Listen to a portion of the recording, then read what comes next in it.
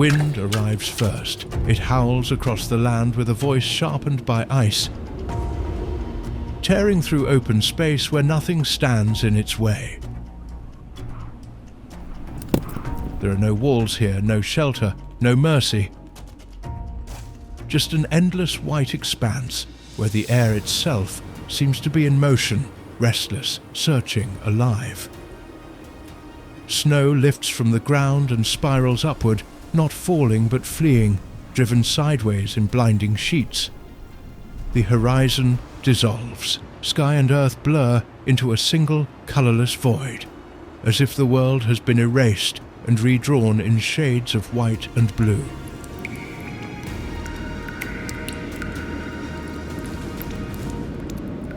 Breath becomes visible instantly. A thick cloud bursts from the lungs, then freezes mid-air, shattering into tiny crystals that drift away like powdered glass. Each inhale burns. Each exhale steals heat from the body, carrying it off into the open sky. The cold does not rush. It waits, patient and absolute. Sound behaves differently here. The wind roars, yet everything else is muted, swallowed by the frozen air. Footsteps vanish almost as soon as they're made. Even distance feels distorted, stretched thin as if the cold has slowed the world itself. In this place, silence is not peaceful, it is watchful. Metal screams when touched. A sharp, violent sound, part protest, part warning, as steel contracts and protests against the temperature. Rubber hardens, plastic shatters. Machines stiffen and fail, their moving parts betrayed by physics they were never designed to face. At minus 70 degrees Celsius, cold is no longer a condition. It is a force. Time behaves strangely here. Minutes feel longer. Motion feels expensive. Every action demands energy, and energy is the one thing constantly slipping away. The land does not care how strong something is or how fast it can move.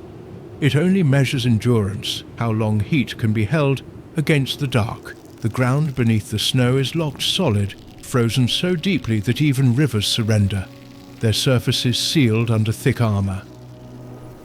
Ice creeps outward and downward, claiming everything it touches. Nothing flows freely, nothing escapes easily.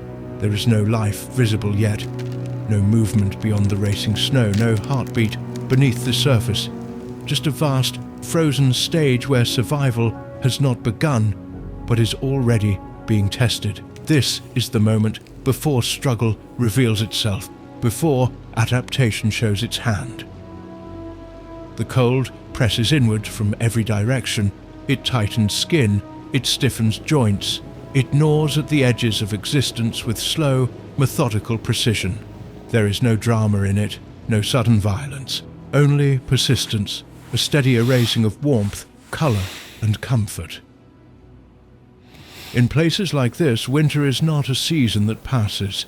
It is a condition that dominates, a power that reshapes landscapes, rewrites biology, and strips life down to its most essential rules. To remain here is to accept those rules, or disappear beneath the snow without trace. This is not winter as we know it.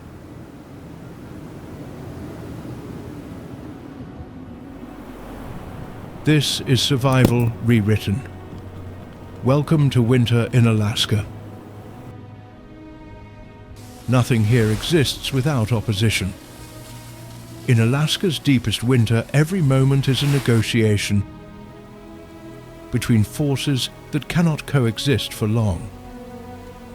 Heat battles cold. Movement resists stillness. Life pushes back against the slow, inevitable pull of entropy.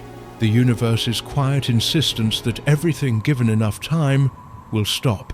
The cold does not strike like a predator. It surrounds. It presses inward from all directions, seeping into the smallest cracks, searching for weakness. Warmth becomes a currency, spent with every breath, every step, every heartbeat.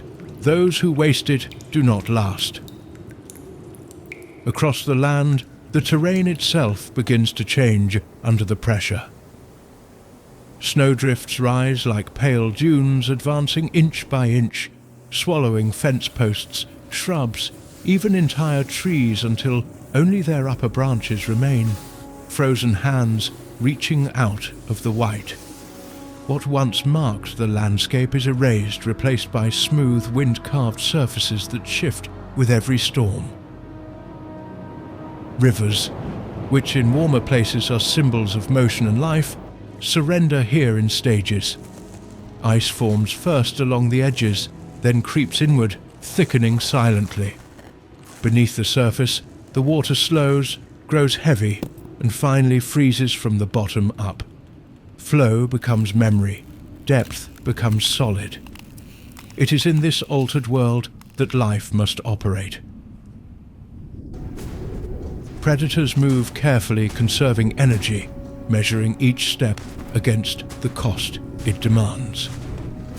Prey does the same, weighing the risk of movement against the danger of remaining still. Even humans armed with technology, insulated fabrics, and engines are forced into the same calculation. No one escapes the equation. Winter here is not a backdrop. It is the dominant presence. It dictates when something can move, how far it can travel, and whether it can afford to make a mistake. The margin for error shrinks as temperatures fall. Small misjudgments compound quickly. A moment of exposure, a broken mechanism, a wrong turn in the white. Stillness becomes both refuge and threat. The wind arrives first. To move is to generate heat, but also to lose it. To remain still is to conserve energy, yet risk being claimed by the cold itself. Survival depends on navigating this balance, knowing when to act and when to wait, when to burn warmth and when to guard it fiercely. Nothing in this land exists casually. Every track in the snow is a decision. Every path carved by wind or water tells a story of pressure and resistance. Even silence carries weight, heavy and absolute, pressing down on everything beneath the frozen sky. The cold does not simply challenge life here, it defines the terms of existence. Before we can understand the animals that hunt, the creatures that endure, or the people who choose to remain, we must first understand the stage on which this struggle unfolds. Because in Alaska's extreme winter, the land itself is the first adversary. Cold reshapes the land first, so we must understand the land. From above, Alaska looks almost unreal, a vast sweep of mountains, tundra, rivers, and frozen coastline spreads across the far north of the continent, larger than many nations, yet marked by astonishing emptiness. On a satellite image, its scale becomes unmistakable. Alaska is not a place on the edge of the world, it is a world of its own, stretched wide beneath the Arctic sky. This is the largest state in the United States, spanning more than 1.5 million square kilometers. And yet much of it remains roadless, unreachable except by air, river, or sheer endurance. Towns are scattered like isolated islands, separated by hundreds of kilometers of wilderness where winter reigns unchecked. At the heart of this cold lies interior Alaska. Far from the moderating influence of the ocean, the interior becomes a basin for cold air. Here, temperatures plunge to extremes rarely recorded elsewhere on Earth. Valleys trap dense, frozen air like a lid sealing a container. Once the cold settles, it lingers, deepening night after night. To the north, the Brooks Range rises like a frozen wall. These mountains stretch from west to east, blocking warmer air from the south and funneling Arctic winds across the land. Snow piles high along their slopes, sculpted by relentless gusts into sharp ridges and smooth cornices. Beyond them lies the Arctic coastal plain, flat, exposed, and brutally unforgiving. cross the Arctic Circle and winter tightens its grip. Here the sun disappears entirely for weeks at a time.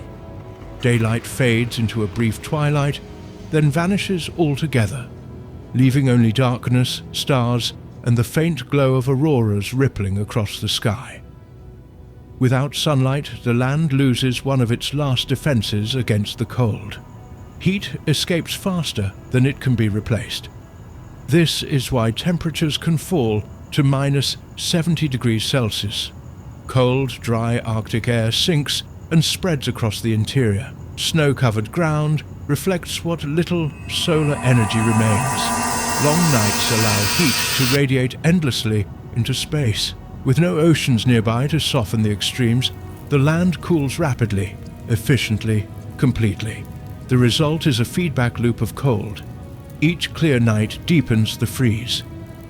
Each layer of snow insulates the ground while reflecting light away. The air grows heavier, denser, more still. Even wind seems to hesitate, as if aware of the conditions it moves through. From space, time-lapse images reveal the transformation. Green fades to brown. Brown vanishes beneath white, then the white darkens into blue and black as the sun's arc shrinks lower and lower on the horizon until it no longer rises at all. Alaska slips into a season of shadow. This geography does more than shape weather. It creates boundaries. It isolates. It filters out anything unable to adapt. Distance becomes dangerous, mistakes become costly, and comfort becomes a rare luxury. In a land this large, this cold, and this remote, survival is never guaranteed by strength alone. It is dictated by location, timing, and the ability to respond to conditions that do not bend. Once the land is set, life must answer it. At minus 70 degrees Celsius, numbers stop being abstract. Cold becomes physical, immediate, and invasive. The moment skin is exposed, heat drains away with alarming speed. Moisture on the surface freezes almost instantly, stiffening flesh and numbing sensation. Nerves fall silent. Pain fades, not because danger has passed, but because the body is already losing the ability to warn itself. Human skin cannot negotiate with temperatures like this. Bare contact lasts seconds before damage begins. Blood vessels constrict, pulling warmth inward, abandoning fingers, toes, ears. The body chooses survival over completeness. Frostbite does not arrive dramatically. It advances quietly, turning skin pale, then waxy, then hard. A ticking clock begins the moment insulation fails, counting down with no sound at all. Breathing becomes an effort. Each breath drags super-cold air deep into the lungs, where it must be warmed instantly or risk damaging delicate tissue. The air feels sharp, almost metallic, scraping its way downward. Moisture freezes along the edges of nostrils and lips. Even exhalation becomes visible proof of loss, warmth leaving the body, never to return. Technology fares no better. Fuel thickens as temperatures fall, turning sluggish, then useless. Diesel gels. Gasoline resists ignition, engines strain, metal components shrinking at different rates, tolerances vanishing. Starters grind weakly, then fall silent. A machine that worked yesterday becomes an inert block of frozen steel overnight. Batteries surrender early. Chemical reactions slow dramatically in the cold, starving devices of power. Displays fade, signals weaken. Tools designed for precision simply stop responding. In extreme winter, energy must be protected as carefully as food or shelter. Even sound is altered. Cold air is dense and still, carrying noise farther in some moments, swallowing it in others. Footsteps crunch sharply, then vanish. A dropped object rings unnaturally loud. Silence stretches longer, heavier, broken only by wind or the distant crack of ice shifting under stress. Small details reveal the truth of the temperature. Eyelashes frost over with every blink, clumping together in fragile white arcs. Breath forms crystals that drift away like snowflakes. Fabric stiffens, losing flexibility. Zippers resist movement. Gloves become armor, necessary and cumbersome all at once. At these temperatures, mistakes compound quickly. A bare hand on metal. A moment without protection. A machine left uncovered. Each error steals heat, time, or both, and recovery is never guaranteed. The cold does not forgive delays. It rewards preparation and punishes hesitation with ruthless consistency. This is not cold that can be ignored or endured casually. It forces adaptation at every level: biological, mechanical, psychological. Survival becomes an exercise in rule following, where the laws of physics are absolute and indifferent to intent. Anything that survives here must obey new rules. As winter deepens, Alaska loses something more precious than warmth: light. Day by day, the sun's arc sinks lower along the horizon. Hours of daylight shrink into moments, then into a brief, fragile glow that barely lifts the sky from darkness. Eventually, even that fades. North of the Arctic Circle, the sun does not rise at all for weeks, sometimes months. The land exists in a state of prolonged night. This is the polar winter. Time feels different when the sun disappears. Without its steady rhythm, days blur together. Morning and evening lose their meaning.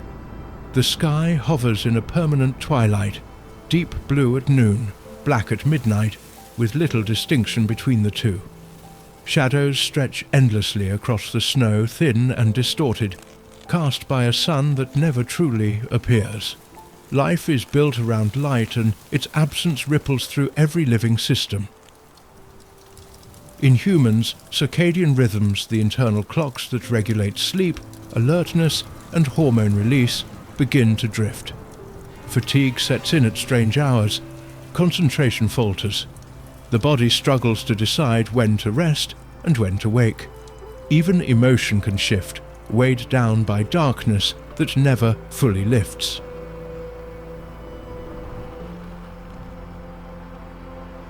Animals are not immune. Some species slow their activity, conserving energy in the absence of visual cues. Others rely on instincts older than daylight, guided by temperature, hunger, and internal cycles, rather than sunrise and sunset. Predators adjust their hunting patterns. Prey alters its movement, becoming cautious in a world where shadows hide everything equally.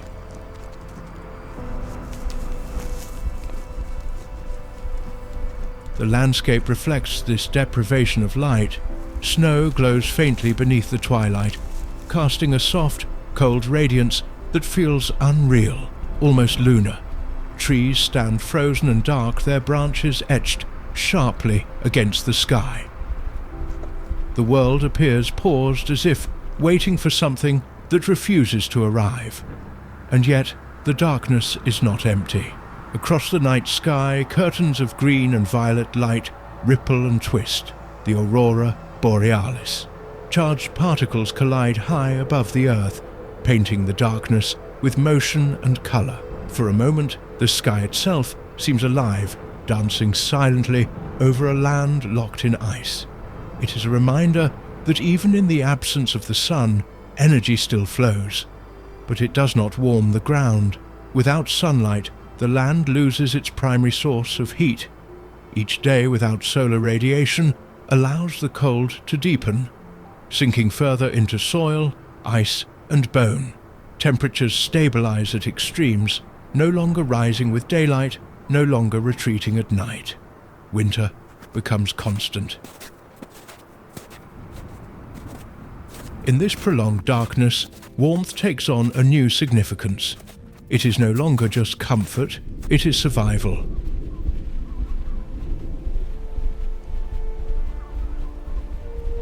Every source of heat, body warmth, shelter, insulation, movement becomes a lifeline. Without light to counterbalance the cold, everything that lives must learn to hold on to warmth longer, protect it more fiercely, and spend it more wisely. Without light, warmth becomes everything. The first great movement of winter belongs to the caribou. Across the frozen plains, shapes emerge through blowing snow, dark silhouettes pressing forward against the wind. They move as one body, a living current flowing through a world that resists every step. Heads lowered, backs dusted white, the herd advances without pause, even as storms erase the path behind them. In extreme cold, stillness is dangerous. Caribou survive by motion. Their wide, crescent-shaped hooves strike the snow with deliberate force, cracking through the hardened crust to reach what lies beneath. Lichen, dry, brittle, and buried, is all that remains of the summer landscape. Each step uncovers just enough food to sustain another step forward. Snowstorms do not scatter the herd, they compress it. Individuals draw closer together, reducing exposure, sharing the burden of wind and cold. Calves remain shielded in the center, surrounded by adults whose bodies break the force of the storm. The formation is not random, it is instinct refined over thousands of winters, shaped by loss and survival in equal measure. Movement here is not frantic, it is steady, calculated. Every unnecessary motion wastes energy, and energy is life. The caribou walk for hours, sometimes days, through temperatures that would stop most mammals cold. Thick fur traps heat close to the skin. Hollow hairs provide insulation without weight. Even their noses are adapted, warming incoming air before it reaches the lungs. This is migration stripped of romance. There are no dramatic river crossings or lush destinations waiting ahead. Winter migration is a response to absence, to scarcity. The caribou move not toward abundance, but away from depletion. Behind them lies exhausted ground. Ahead, only the possibility of something slightly better. Vulnerability shadows every step. A single caribou alone is exposed, visible against the snow, slower to detect danger, easier to isolate. But together, the herd becomes something else entirely. Hundreds of eyes scan the white horizon. Hundreds of ears listen for sounds carried strangely through the cold air. Strength multiplies with numbers. Even so, the cost is constant. Legs sink into deep drifts. Ice builds along fur and antlers. Storms steal direction, forcing the herd to trust memory and instinct over sight. The land offers no guidance, only resistance, and yet they continue. Each hoofprint is a commitment. Each kilometer crossed is a wager that survival lies somewhere ahead. In this frozen world, the caribou do not fight the cold. They move through it, enduring, adapting, refusing to stop. But motion has consequences. Tracks remain etched in the snow long after the herd has passed. Signs of life in an otherwise empty expanse. And in Alaska's winter, such signs rarely go unnoticed. Where prey moves, predators follow. The cold favors those who wait.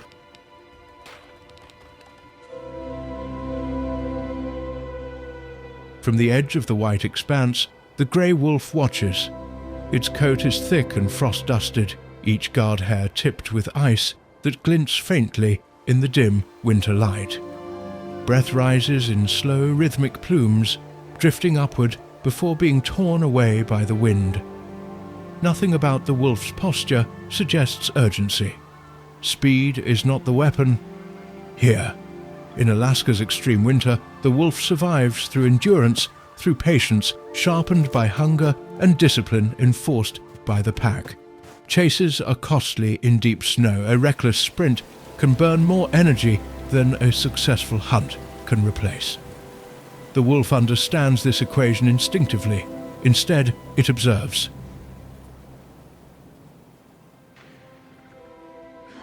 A caribou herd moves in the distance, dark shapes against a field of white. The wolves do not rush forward. They spread out, silent and measured, their paws placed carefully to minimize sound. Snow muffles everything and the wind carries scent unpredictably, curling it back on itself in the cold air. The hunt begins long before contact. Wolves test the herd's edges, probing for weakness, an older animal a limping stride, a momentary separation caused by uneven terrain. They do not panic the group. They apply pressure again and again, forcing movement, increasing fatigue. Every step the prey takes is another withdrawal from its limited energy reserve. Teamwork is the decisive advantage. No single wolf leads the hunt. Roles shift constantly. One distracts, another circles wide. A third waits ahead using terrain and wind to remain unseen. Communication is subtle, a glance, a change in posture, a brief adjustment in pace. There is no wasted motion. As the pursuit stretches on, the cold becomes an ally. Muscles stiffen faster in the prey than in the predator. Breath grows ragged, snow clings heavily to legs already tired from travel. The wolves remain steady, their bodies built for long-distance movement, their metabolism tuned for scarcity.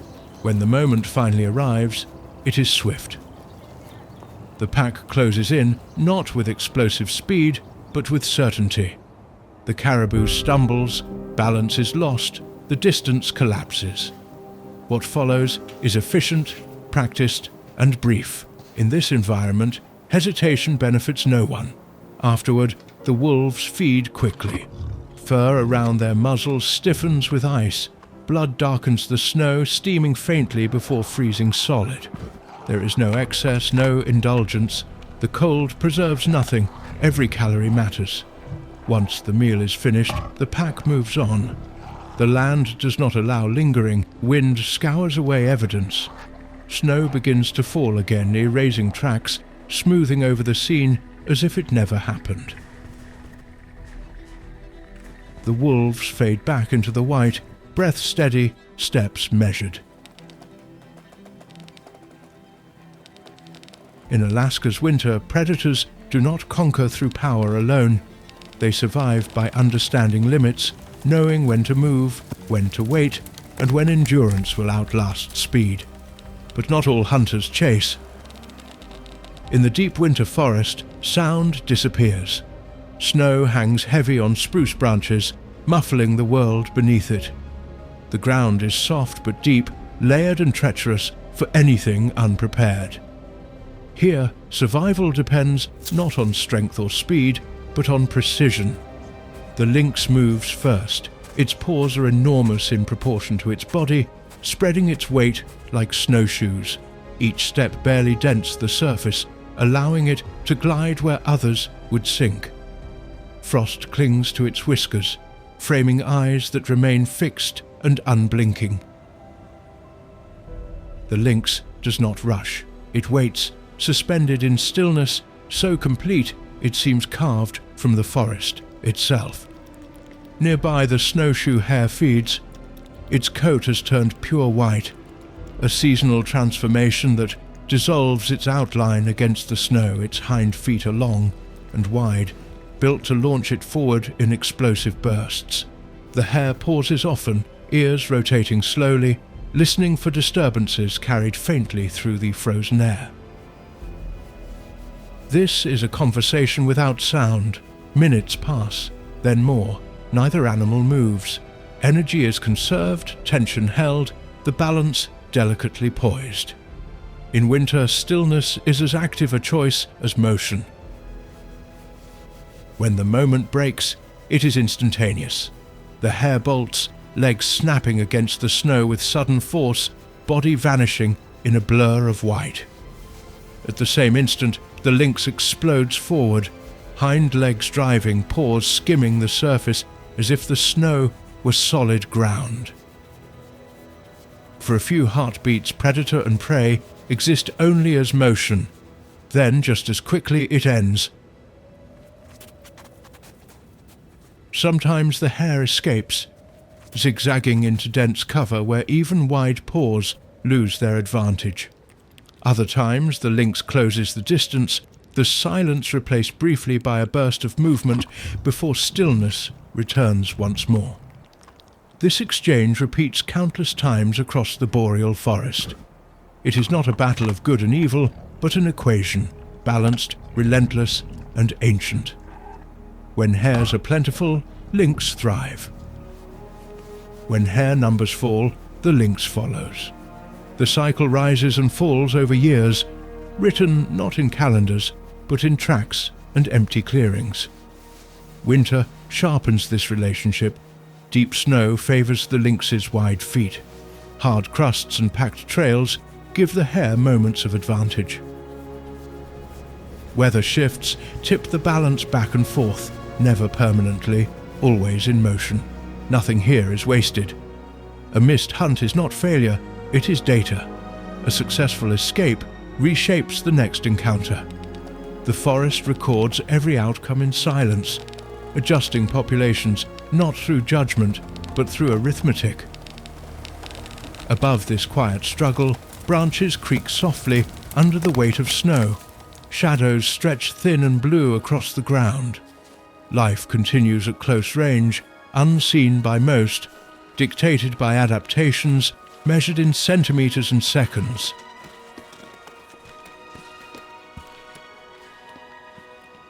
And above them all, something watches.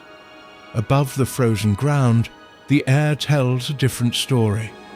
Snow falls softly, drifting downward in slow, deliberate spirals. In this quiet, wings move where feet would fail. Survival takes to the sky, not in bursts of speed, but in measured, efficient flight.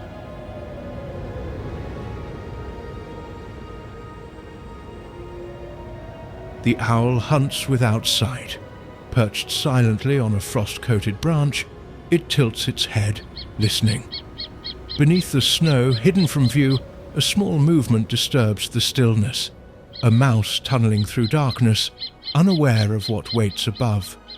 The owl's facial disc funnels sound with astonishing precision, pinpointing motion through layers of snow and ice. Then, without warning, the owl drops, wings spread wide, feathers engineered to break up turbulence. It descends without a sound. Snow erupts as talons strike, piercing the surface with exact force. The hunt lasts seconds. Silence returns immediately as if nothing happened at all. In winter, sound replaces vision. The owl's ears are asymmetrical, allowing it to judge distance and depth from the faintest noise.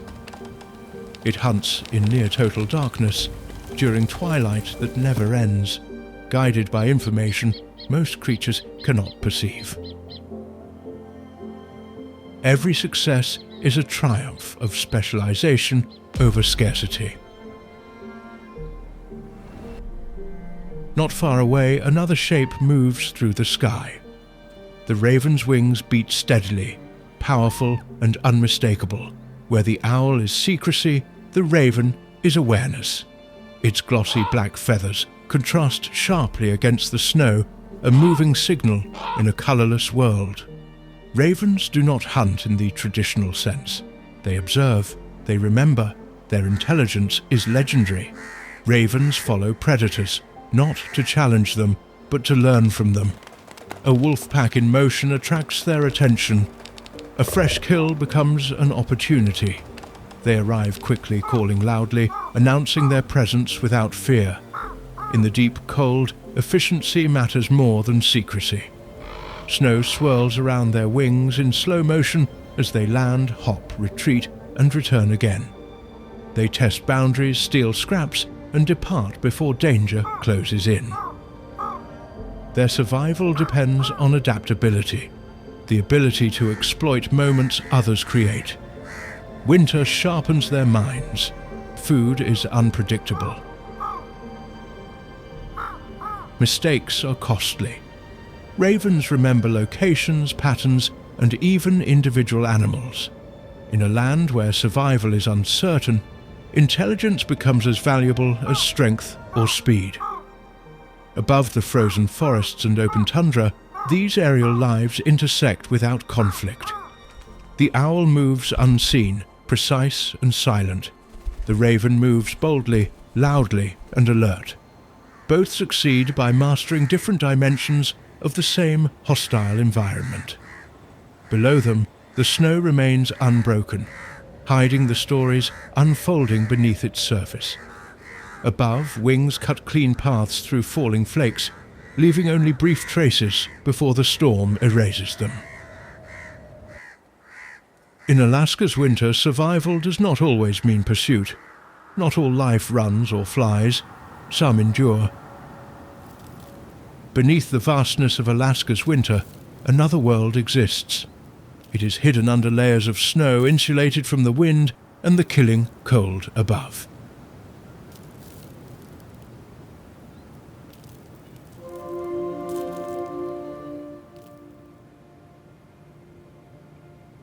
Here, survival unfolds on a smaller scale, measured in centimeters rather than kilometers, and in minutes rather than seasons. This is the subnevian world, the space beneath the snowpack. Snow, paradoxically, protects. As it accumulates, air becomes trapped between its layers, forming a blanket that holds heat close to the ground. While the surface may plunge to brutal extremes, temperatures below the snow remain comparatively stable. For the smallest survivors, this thin margin makes all the difference.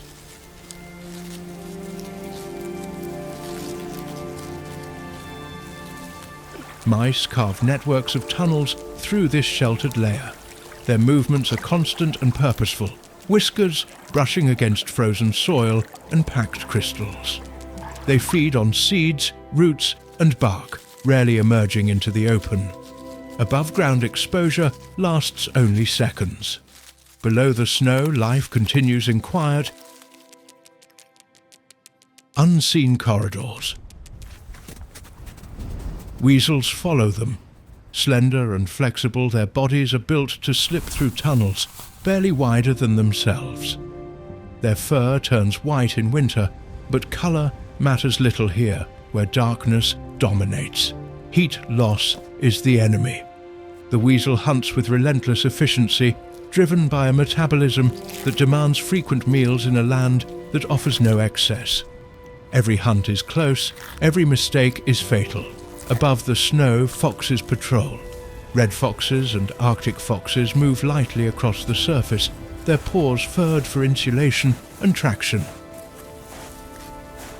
They pause often, ears swiveling, listening for faint sounds rising from below.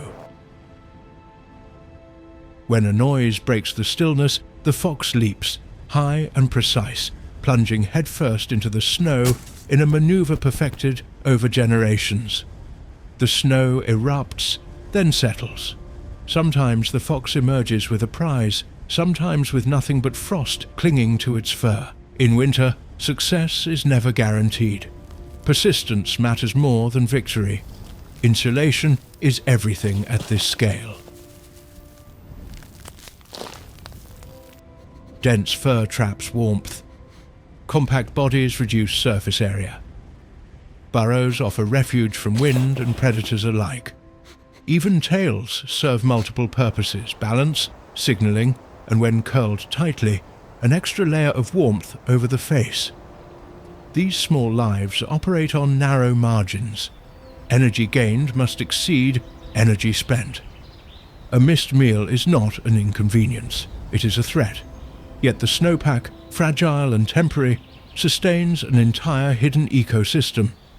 Above ground, the land appears empty. Below, it is quietly alive. This micro-world supports the larger one. Predators depend on prey they rarely see. Tunnels shape hunting strategies. Snow depth alters success rates. Everything is connected, from the smallest movement beneath the snow to the tracks etched across its surface. In Alaska's extreme winter, survival is not always about dominance or speed. Sometimes it is about finding shelter, conserving heat, and continuing unseen. Even the strongest must rest. When winter tightens its grip on Alaska, some of the land's largest inhabitants choose not to fight it at all. They vanish. As snow deepens and temperatures fall, bears retreat from the visible world, abandoning rivers, forests, and open ground.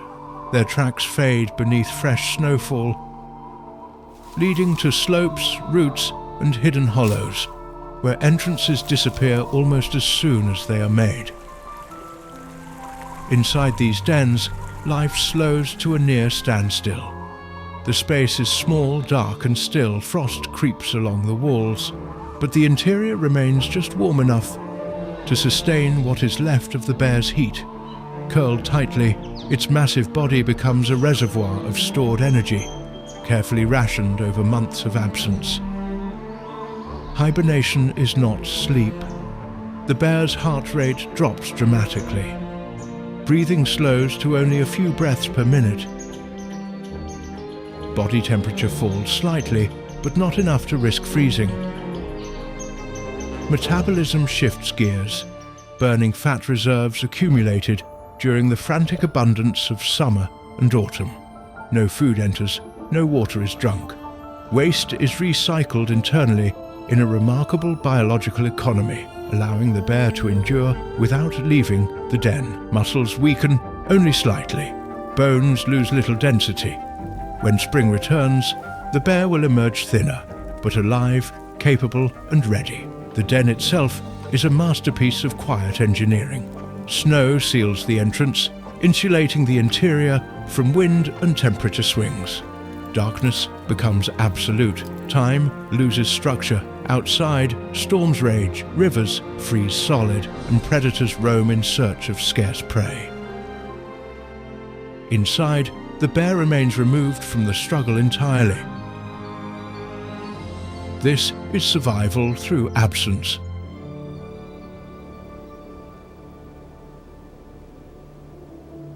While wolves patrol and foxes hunt, the bear opts out of winter's economy altogether. It does not chase dwindling resources. It does not compete. It simply waits, trusting physiology shaped over millennia to bridge the gap. The contrast is stark. Where other animals endure constant risk, the bear accepts vulnerability in exchange for energy conservation. Its success depends on preparation, on the ability to store enough fat before winter begins. A poor summer can mean failure months later, hidden from view until it is too late. In this way, winter selects long before the snow falls. Deep underground, surrounded by silence, the bear's existence becomes almost theoretical. It does not interact with the landscape. It leaves no tracks. For months at a time, it does not participate in the visible web of life at all. And yet, this absence is part of the system. When the bear returns in spring, it will reshape rivers, disturb soil, spread nutrients, and reclaim its place. For now, survival means patience taken to its extreme conclusion. The land above continues its frozen cycle. Plants, too, have their own methods. In winter, Alaska's forests appear lifeless. Branches stand rigid beneath layers of ice. Needles glisten, locked in place.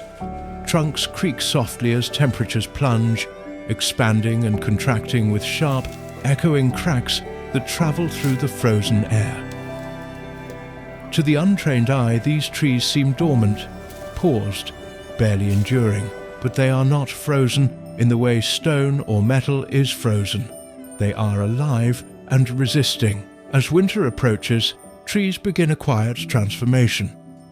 Water inside their cells becomes a liability, so chemistry takes over. Sugars, salts, and specialized proteins accumulate within the sap, lowering its freezing point. This natural antifreeze prevents ice crystals from forming inside cells, where they would rupture delicate membranes and cause irreversible damage. The forest prepares itself long before the cold arrives. Deciduous trees shed their leaves, eliminating surfaces that would lose moisture and heat.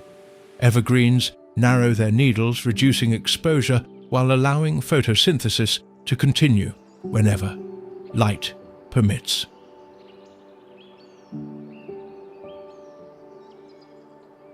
Waxy coatings protect tissues from wind and dehydration. Even bark thickens with age, adding layers of insulation against temperature extremes. Ice coats the outside, not the inside. Branches bow beneath its weight, transformed into glassy sculptures by freezing fog and snow. Sunlight, when it appears, refracts through this armor, turning entire hillsides into fields of crystal. Yet beneath the ice, sap remains mobile, slow-moving but unfrozen, sustaining life at the cellular level. The forest does not sleep, it becomes quiet instead. Fungi continue to operate underground. Microorganisms persist in soil pockets, warmed slightly by insulation from snow. Roots remain alive, though growth has stopped. Nutrients wait. Energy is stored. Nothing is wasted. Nothing is rushed. Silence dominates the space between trees. Wind moves through the canopy with a muted hiss. Snow falls without echo. The absence of movement creates the illusion of emptiness, but this stillness is active, a holding pattern that preserves the ecosystem through months of deprivation. Winter strips the forest of distraction. Without leaves or color, structure becomes visible. The interlocking branches, the spacing between trunks, the subtle slopes and depressions of the land beneath the snow. Every element is exposed, simplified, reduced to function. In this stripped-down world, survival is not about motion or aggression. It is about endurance through chemistry and patience through design. Trees do not flee the cold. They allow it to pass over and around them, confident in mechanisms refined across thousands of winters. When spring eventually returns, the forest will respond instantly, buds swelling, sap surging, life accelerating as if it had never paused at all.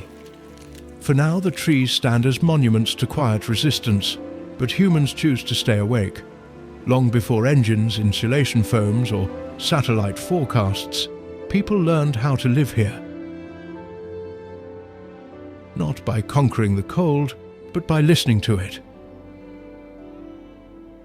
Indigenous communities across Alaska developed ways of surviving extreme winter through careful observation, timing, and restraint. Every decision was shaped by experience passed down across generations, refined by success and corrected by loss. In a land where mistakes could not be undone, knowledge became the most valuable resource of all. Clothing was the first line of survival. Garments were made from animal skins and furs, chosen for specific conditions. Caribou hides with their hollow hairs trapped warmth efficiently while remaining lightweight. Layers were arranged to manage moisture, allowing sweat to escape without letting heat follow. Hoods framed the face to break the wind. Mittens, not gloves, kept fingers together, sharing warmth rather than dividing it. Movement was deliberate. Travel followed known routes shaped by wind patterns, snow depth, and seasonal changes. People learned when to move and when to stay still, reading the landscape for subtle signals, the texture of snow, the sound of ice, the behavior of animals. Speed was rarely the goal, endurance and safety were. Fire was treated with respect. It was built carefully, fed steadily, protected from wind.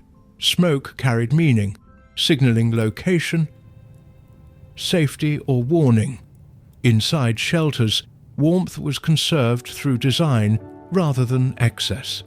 Snow houses, sod homes, and skin tents used the environment itself as insulation, creating stable internal temperatures even when the air outside plunged to extremes. Crafting was constant. Tools, clothing, and shelters were maintained continuously, not repaired only after failure. Materials were reused, adapted and tested in real conditions. A broken seam or poorly shaped blade could mean exposure, and exposure could mean death. Precision mattered. Most importantly, winter was not viewed as an enemy. It was a condition to be understood. Animals were observed closely. Migration patterns, coat changes, and behaviors informed human timing. When to hunt, when to rest, when to travel. Taking too much disrupted the balance. Taking too little invited risk. Survival depended on alignment with the land, not dominance over it. This knowledge was practical but also philosophical. It recognized limits. It accepted that some days movement was dangerous, some storms were not to be challenged, and some resources needed to be left untouched for the future. Patience was not weakness, it was strategy. In this way, humans became part of the winter system rather than an exception to it. The cold was still lethal. Mistakes still carried consequences, but survival was not left to chance or brute force. It was built on awareness, humility, and respect for forces far larger than any individual. Then the rhythm changed. Modern humans arrived with machines. Modern survival in Alaska begins with confidence. Steel frames, insulated cabins, engines designed to overpower distance and cold alike. On paper, technology promises control, heat at the turn of a dial, motion at the press of a pedal, but winter here does not negotiate with promises, it tests them. Engines struggle first. In extreme cold, oil thickens until it barely flows. Fuel lines constrict. Diesel turns cloudy, then waxy, then solid. Starters grind slowly, metal protesting as tolerances vanish and components shrink at different rates. A truck that ran flawlessly yesterday may refuse to turn over today, frozen into immobility by the night. Ice fog fills the air. Moisture from exhaust freezes instantly, hanging low over roads and settlements in dense, glowing clouds. Visibility collapses to a few meters. Headlights reflect back blinding white. Navigation becomes guesswork. The landscape dissolves into silhouettes and shadow, where distance is impossible to judge and mistakes multiply quickly. Infrastructure strains under the load. Power lines stiffen and snap. Water systems freeze despite insulation and constant flow. Roads crack and heave as frost penetrates deep into the ground, pushing upward with relentless force. Maintenance becomes continuous, reactive, and expensive. Every failure demands immediate attention or consequences escalate. Even shelter is not guaranteed. Buildings lose heat faster than furnaces can replace it. Doors warp, windows frost from the inside. Generators become lifelines, their steady hum a fragile barrier against the cold pressing in from all sides. When fuel runs low or parts fail, the margin between safety and exposure shrinks rapidly. Machines demand vigilance. Engines must be kept running or preheated. Batteries must be warmed or replaced. Fuel must be treated, stored, protected. A moment of neglect, an engine shut off too long, a valve left uninsulated can cascade into complete failure. And when technology fails, it fails completely. A frozen vehicle is not merely inconvenient, it is shelter lost, mobility lost, heat lost. In extreme cold, immobility is dangerous. Distance that once seemed trivial becomes impassable. Waiting becomes risky. Every minute exposed drains warmth, focus, and strength. Modern systems assume reliability.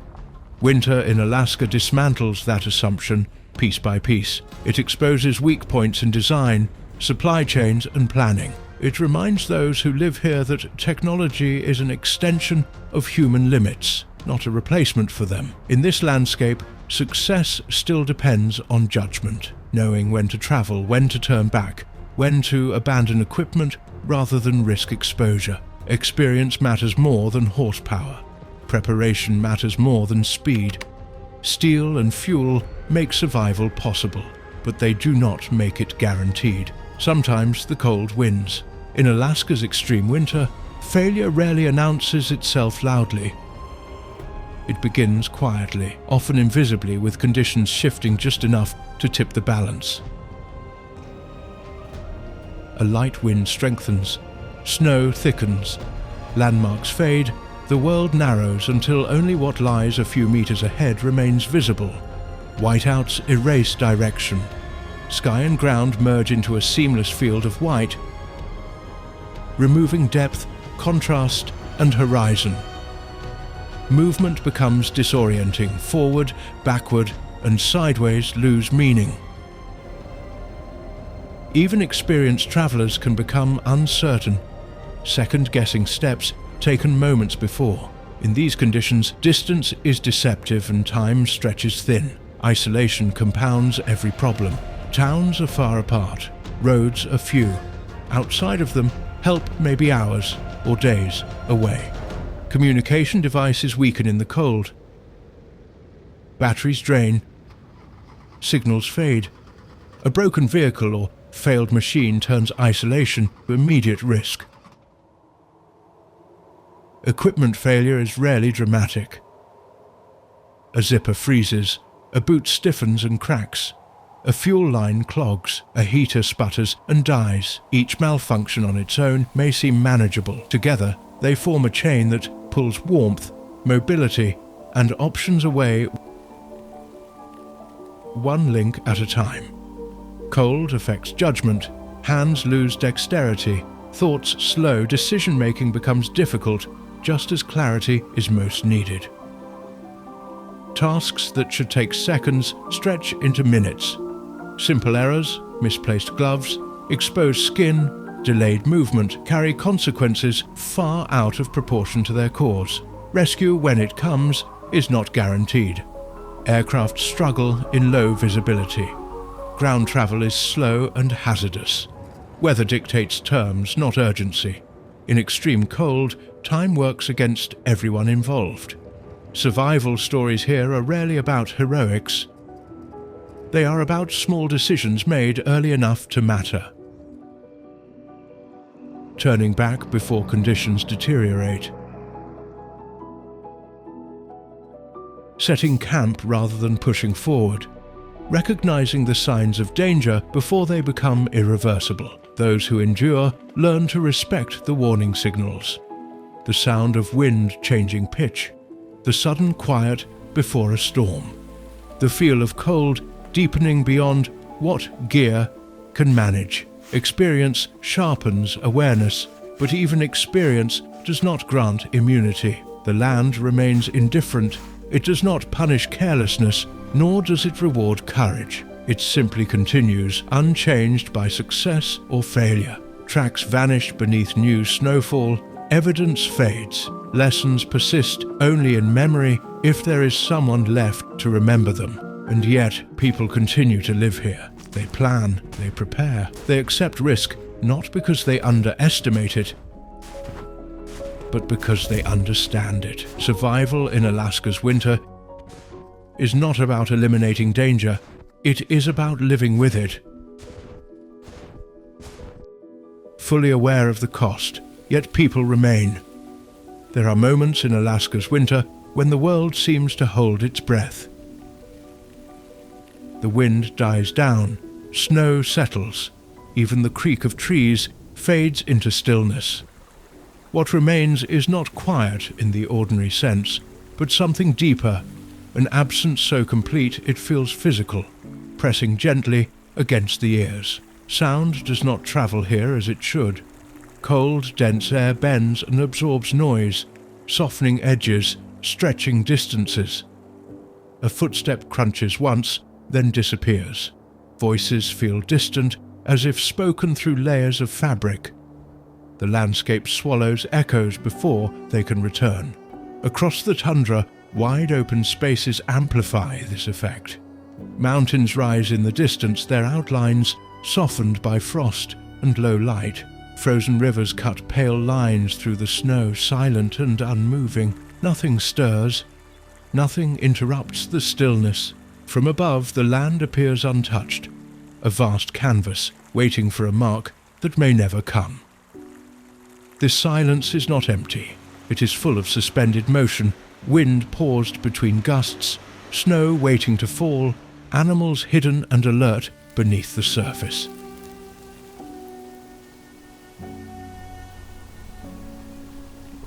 The absence of sound heightens awareness.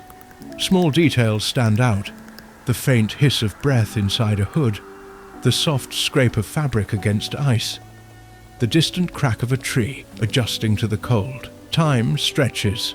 Without noise to measure it, moments feel longer. The mind drifts, searching for cues that do not arrive. In this quiet, scale becomes difficult to judge.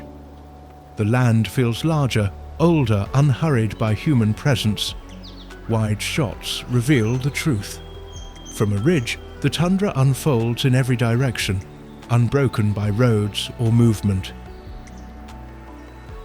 Snowfields curve gently into the horizon. The sky hangs low and heavy, painted in muted blues and greys. The scene looks permanent, as if it has always existed this way and always will. The silence carries weight. It reminds those who stand within it how small they are, how temporary. The land does not acknowledge observation. It does not respond to sound or silence alike. It simply exists, vast and patient. For animals, this stillness is protection. Predators rely on it to hunt. Prey depends on it to hide. Movement becomes deliberate. Sound becomes risk. The quiet reshapes behavior, favoring those who blend into the frozen background. For humans, the silence is unsettling. It strips away distraction, leaving only thought and breath. It invites reflection, sometimes unease. In a world without noise, awareness sharpens, and so does humility. This is winter reduced to its essence. No drama, no motion, just land, cold, and time stretching outward in every direction. Then comes the light. The sky breaks its silence without warning. At first, it is subtle, a pale smear of green, barely brighter than the stars. Then it moves. The light stretches, folds, sharpens into curtains that ripple as if the heavens themselves have learned to breathe.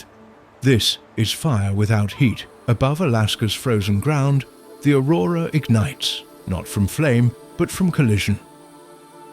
Invisible storms born on the sun race across space, flinging charged particles toward Earth at millions of kilometers per hour. When they arrive, the planet's magnetic field catches them, funnels them toward the poles, and forces them downward. There, high above the clouds, they strike the atmosphere.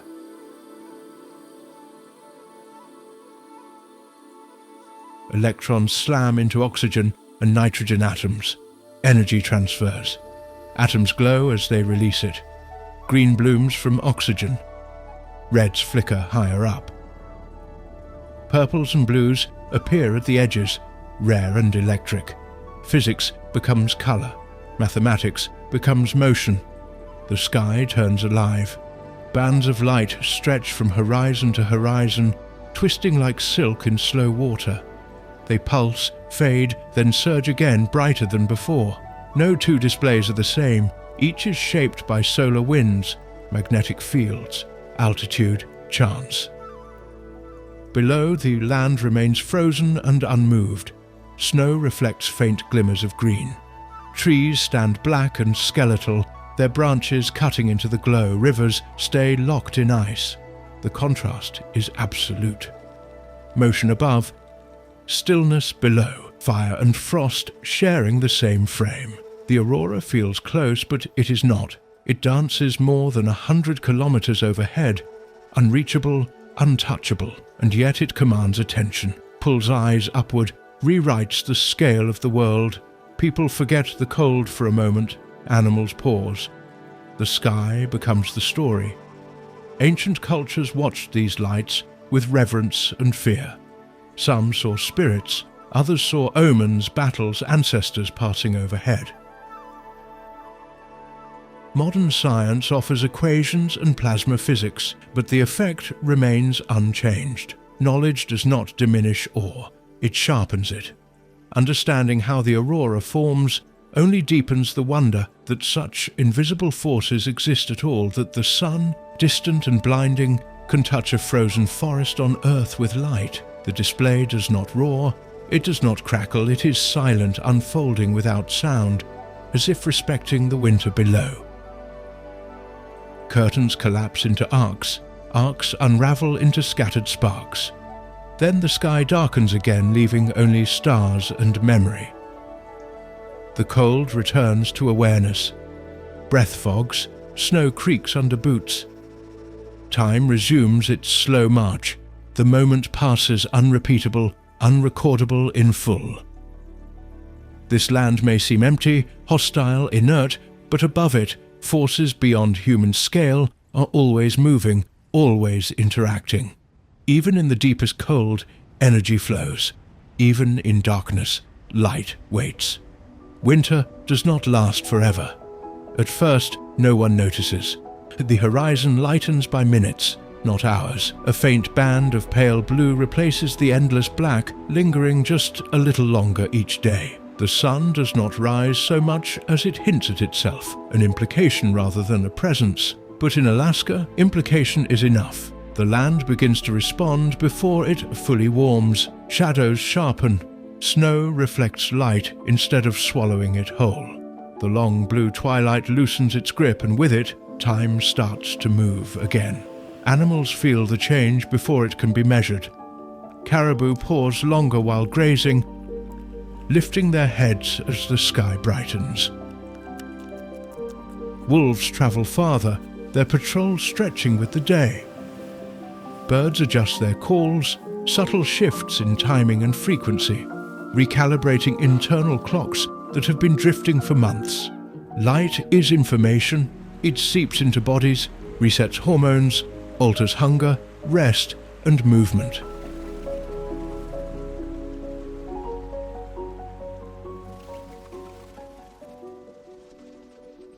For creatures tuned to survival, the return of the sun is not symbolic, it is instruction. The snow itself begins to change. Its surface hardens in daylight, softens by afternoon. Ice crystals rearrange. Beneath the crust, the first whispers of meltwater form, thin as veins, threading through the frozen ground.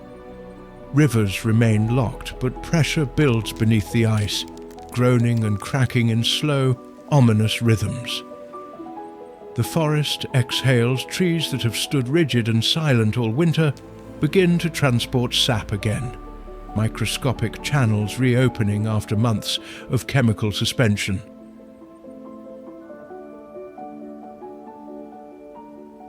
Buds remain sealed, but readiness replaces dormancy. Life does not rush here. It waits until certainty arrives. Humans mark the shift differently. Fuel consumption eases, engines turn over with less resistance, travel becomes marginally safer, marginally faster. The sun's return brings relief, but also danger. Melting ice weakens trails once considered solid. Rivers become traps. What was reliable in deep winter turns unpredictable in transition. Spring in the Arctic is not gentle, it is unstable. Freeze and thaw battle for dominance. The land hovers between states, neither fully alive nor fully frozen. For a time, this in-between is more hazardous than the cold itself. And still the light keeps coming. Each day adds minutes, then hours. The sun finally crests the horizon low and blinding, casting long golden beams across snowfields untouched since autumn. The world glows, not warm but awake. Winter loosens its hold, but it does not apologize. The cold lingers in shadows. Frost still bites. Storms still arrive without warning. Survival remains a discipline, not a guarantee. Yet something fundamental has shifted. The land has endured. Life has answered the cold and remained. The sun's slow return is not victory, but permission. Permission for movement, for growth, for uncertainty. And uncertainty here is the most honest promise of all. But the future is uncertain. For thousands of years, Alaska's winter has followed rules as old as the ice itself. Cold arrived, light vanished, life adjusted not by resisting, but by synchronizing. Migration, hibernation, growth, decay. Each cycle tuned precisely to temperature, darkness, and time. Survival here was never easy, but it was predictable. That predictability is beginning to fray. The Arctic is warming faster than any other region on Earth. Winters still come, but they arrive later, leave earlier, and behave less consistently. Cold snaps grow sharper, yet shorter. Snow falls heavier in some places, thinner in others. Ice that once formed solid and dependable now cracks, floods, refreezes, and weakens again. Small changes echo loudly in extreme systems. Caribou migrations desynchronize from plant growth.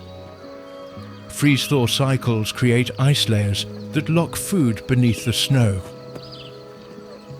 Predators adapt quickly. Prey does not always keep pace.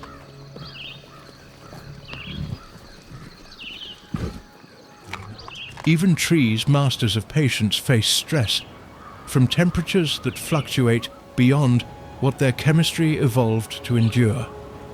Humans feel it too. Ice roads shorten their seasons. Permafrost shifts beneath buildings. Knowledge passed down through generations must be re-evaluated, not because it was wrong, but because the land it described is changing. This is not collapse, not yet. Winter still dominates Alaska. The cold still commands respect. Storms still erase footprints, silence engines, and humble certainty. But the balance, the delicate agreement between temperature, light, and life is under pressure. And pressure reveals truths. That survival here has never been about control. That endurance depends on listening. That restraint is not weakness, but wisdom. In Alaska's deepest winter, survival is not about conquest. It is about restraint. And the cold is always watching.